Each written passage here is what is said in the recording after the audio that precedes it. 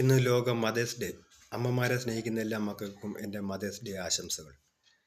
മാതാപിതാ ഗുരു ദൈവം എന്ന കൺസെപ്റ്റാണ് നമുക്കുള്ളത്. ആ കൺസെപ്റ്റ് ഊന്നി വേണം നമ്മൾ ജീവിക്കാൻ.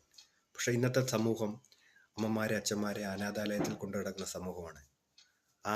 ആ രീതിയിൽ നിന്ന് മാറി അമ്മമാരെ അച്ഛന്മാരെ സ്നേഹിക്കുകയും അവരെ ബഹുമാനിക്കുകയും ചെയ്യേണ്ട ഒരു കാലത്തിലോട്ട് നമ്മൾ പോകേണ്ട അത്യാവശ്യമാണ്. അത് കാരണമാണ് പാദപൂജ അതുപോലുള്ള കാര്യങ്ങളൊക്കെ നമ്മൾ ഓരോ കാര്യങ്ങൾ ചെയ്തുകൊണ്ടിരിക്കുന്നത്. കാരണം ലോകത്തിലെ ആദ്യത്തെ ദൈവം അമ്മയാണ്. മാതാപിതാ ഗുരു ദൈവം എന്ന കൺസെപ്റ്റാണല്ലോ. അതിന് ശേഷമാണ് ദൈവം വരുന്നത്. നാം പ്രസവിച്ച അമ്മയാണ് ലോകത്തിലെ ഏറ്റവും വലിയ ദൈവം. ആ അമ്മയെ ബഹുമാനിക്കുകയും ആ അമ്മയെ പറയുന്ന കേൾക്കുകയും ചെയ്ത് മുന്നോട്ട് ജീവിക്കുന്ന ഓരോ മക്കൾക്കും ജീവിതത്തിൽ നല്ല ഗതിയെ വരത്തുള്ളൂ. അല്ലാതെ അമ്മമാരെ അപമാനിക്കുകയും അനാഥാലയത്തെ കൊണ്ട് ചവിട്ടിത്താക്കുകയും ചെയ്യുന്ന മക്കളുള്ള ഈ കാലഘട്ടത്തിൽ മദേഴ്സ് ഡേയുടെ പ്രാധാന്യം ഒരുപാട് വലുതാണ്.